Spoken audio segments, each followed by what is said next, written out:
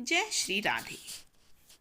आज मैं आपको कार्तिक मास महात्म का आज मैं आपको 30 और 31 अध्याय सुनाने जा रही हूँ। अध्याय को पूरा सुनिए और वीडियो को लाइक एंड कमेंट जरूर कीजिएगा। श्री कृष्ण गोविंद हरे मुरारी, हे नाथ नारायण वासुदेवा। चलिए शुरू करते हैं भगवान श्री कृष्ण के साथ इस कथा को आगे। भगवान श्री कृष्ण सत्यभामा से बोले, हे प्रिय, नारद जी के यह वचन सुनकर महाराज पृथु बहुत आश्चर्यचकित हुए। अंत में उन्होंने नारद जी का पूजन करके उन्हें विदा किया। इसीलिए माघ, कार्तिक और एकादशी, यह 3 व्रत मुझे अत्यधिक प्रिय हैं। बृहस्पतियों में तुलसी, महीनों में कार्तिक, तिथियों में एकादशी और क्षेत्रों में मुझे प्रयाग बहुत पसंद है। जो मनुष्य इंद्रियों पर विजय प्राप्त करके इनका सेवन करता है, मुझे यज्ञ करने वाले मनुष्य भी बहुत प्रिय हैं। जो मनुष्य विधि पूर्वक मेरी सेवा करते हैं, वो मेरी कृपा से समस्त पापों से छुटकारा पा जाते हैं। भगवान श्री कृष्ण के वचन सुनकर सत्यभामा ने कहा, हे प्रभु, आपने तो बहुत ही अद्भुत बात कही है कि दूसरे के पुण्य के फल से कलह की मुक्ति हो गई। यह प्रभावशाली कार्तिक मास आपको अधिक प्रिय है, जिससे पतिद्रोह का पाप केवल स्नान के पुण्य से ही नष्ट हो गया। दूसरे मनुष्य द्वारा किया हुआ पुण्य उसके देने से किस प्रकार मिल जाता है, यह आप मुझे बताने की कृपा करें। श्री भगवान बोले, प्रिय, जिस कर्म द्वारा बिना दिया हुआ पुण्य और पाप मिलता है, उसे ध्यान पूर्वक सुनो। सतयुग में देश, ग्राम तथा कुलों को दिया हुआ पुण्य या पाप मिलता था, किंतु कलयुग में केवल कर्ता को ही पाप तथा पुण्य का फल भोगना पड़ता है। सत्सर्ग न करने पर भी वह व्यवस्था की गई और सत्सर्ग से पाप व पुण्य एक दूसरे को मिलते हैं, उसकी व्यवस्था भी सुनो। पढ़ाना, यज्ञ कराना और एक साथ भोजन करने से पाप पुण्य का आधा फल मिलता है। एक आसन पर बैठने तथा सवारी पर चढ़ने से, श्वास के आने जाने से पुण्य व पाप का चौथा भाग जीव मात्र को मिलता है। छूने से, भोजन करने से और दूसरे की स्तुति करने से पुण्य और पाप का छठवां भाग मिलता है। दूसरे की निंदा, चुगली और धिक्कार करने से उसका 7वां भाग मिलता है।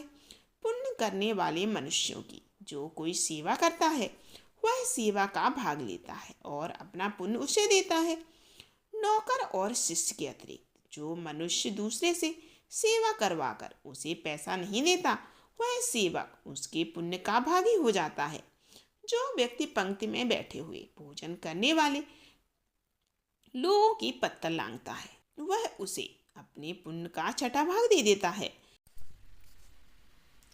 जो मनुष्य धर्म के कार्य के लिए दूसरों से धन मांगता है, वह पुण्य का भागी होता है। ठीक उसी प्रकार जिस प्रकार दान करने वाला पुण्य का भागी होता है, जो मनुष्य धर्म का उपदेश करता है और उसके बाद सुनने वाले से याचना करता है, वह अपने पुण्य का छठा भाग उसे दे देता है। जो मनुष्य दूसरों का धन चुराकर उससे धर्म करता है, वह चोरी का फल भोगता है और शीघ्र ही निधन हो जाता है। और जिसका धन चुराता है, वह उसका पुण्य का भागी हो जाता है। बिना ऋण उतारे जो मनुष्य मृत्यु को प्राप्त होता है, उनको ऋण देने वाले सज्जन पुरुष पुण्य के भागी होते हैं। शिक्षा देने वाला, सलाह देने वाला, सामग्री को जुटाने वाला तथा प्रेरणा देने वाला, यह सब पाप और पुण्य के छठे भाग को प्राप्त करते हैं। राजा प्रजा के पाप पुण्य के षष्ठांश का भोगी होता है। गुरु शिष्यों का, पति पत्नी का, पिता पुत्र का, स्त्री पति के लिए पुण्य का छठा भाग पाती है। पति को प्रसन्न करने वाली आज्ञाकारी स्त्री पति के लिए पुण्य का आधा भाग ले लेती है। जो पुण्यात्मा पराये लोगों को दान करते हैं, वह उनके पुण्य का छठा भाग प्राप्त करते हैं। जीव का देने वाला मनुष्य जीव का ग्रहण करने वाले मनुष्य के पुण्य के छठे भाग को प्राप्त करता है।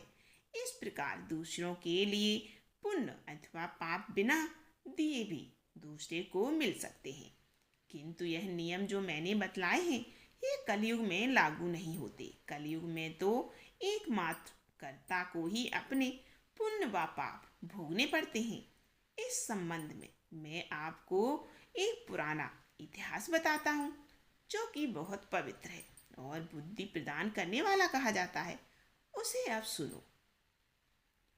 यहाँ पर कार्तिक मास महात्म का 30वां अध्याय समाप्त हुआ। अब मैं आपको 31 अध्याय सुनाने जा रही हूँ।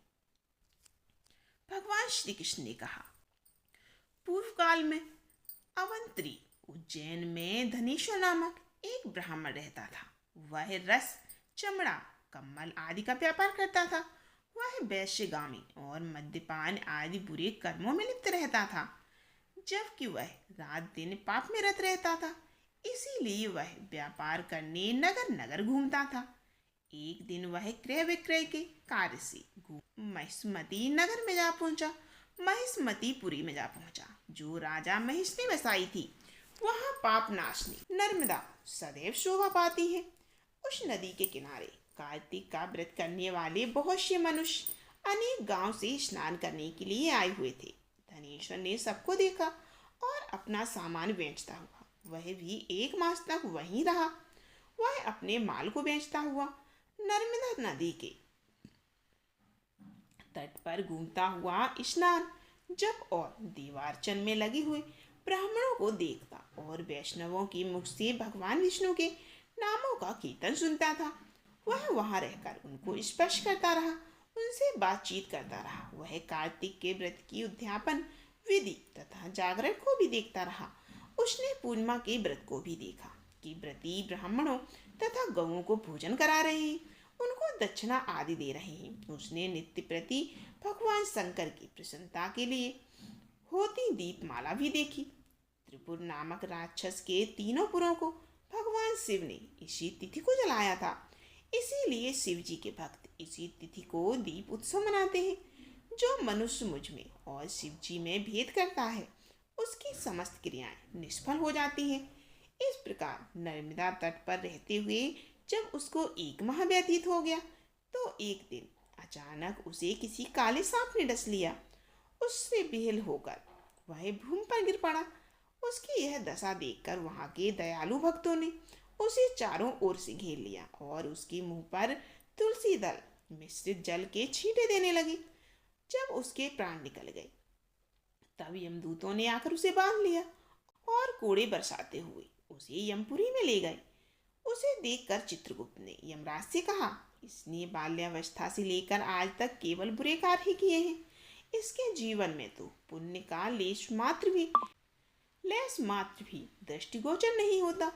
यदि मैं पूरे 1 वर्ष भी आपको सुनाता रहूं, तो भी इसके पापों की सूची समाप्त नहीं होगी। यह महापापी है, इसीलिए इसको 1 कल्प तक घोर नरक में डालना चाहिए। चित्रगुप्त की बात सुनकर यमराज ने कुपित होकर कालनेमी के समान अपना भयंकर रूप दिखाते हुए अपने अनुचरों को आज्ञा देते हुए कहा, हे प्रेत सेनापतियों, इस दुष्ट को मुग्धरों से मारते हुए कुंभी पाक नरक में डाल दो। सेनापतियों ने मुग्धरों से उसका सिर फोड़ते हुए कुंभी पाक नरक में ले जाकर खोलते हुए तेल की कढ़ाई में डाल दिया। प्रेत सेनापतियों ने उसे जैसे ही तेल की कढ़ाई में डाला, वैसे ही वहां का कुंड शीतल हो गया और ठीक उसी प्रकार जिस प्रकार पूर्व काल में प्रहलाद जी को डालने से दैत्यों की जलाई हुई आग ठंडी हो गई थी। इस विचित्र घटना को देखकर प्रेत सेनापति यमराज के पास गए और उन्हें सारी बात कह बताई। सारी बात सुनकर यमराज भी आश्चर्यचकित हो गए। इस विषय में पूछताछ करने लगे। उसी समय नारद जी वहां आए और कहने लगे, यमराज, सूर्य नंदन, यह ब्राह्मण नरकों का उपभोग करने योग्य नहीं है। जो मनुष्य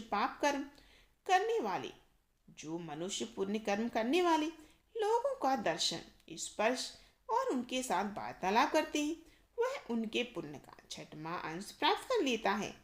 यह धनेश्वर तो 1 मास तक श्री हरि के कार्तिक व्रत का अनुष्ठान करने वाले असंख्य मनुष्यों के संपर्क में रहा है, अतः यह उन सबके पुण्य का भागी हो गया है। इसको अनिच्छा से पुण्य प्राप्त हुआ है, इसीलिए यह यक्ष की योनि में रहे और पाप भोग के रूप में सब नरक का दर्शन मात्र करके ही यम यातना से मुक्त हो जाए। भगवान श्री कृष्ण ने कहा, सत्यभामा, नारद जी के इस प्रकार कहकर चले जाने के पश्चात धनेश्वर को पुण्य आत्मा समझते हुए यमराज ने दूतों को उसे नरक दिखाने की आज्ञा दे दी। यहाँ पर समाप्त होता है कार्तिक मास महात्म का 31 अध्याय। अगर आप 32 अध्याय भी सुनना चाहते हैं तो वीडियो को लाइक कीजिए, कमेंट कीजिए और कमेंट में जय श्री कृष्णा, जय श्री राधे जरूर लिखिएगा। और मेरी वीडियो को ज़्यादा से ज़्यादा लाइक एंड शेयर जरूर कीजिएगा। फिर मिलते हैं इसके अगले भाग में।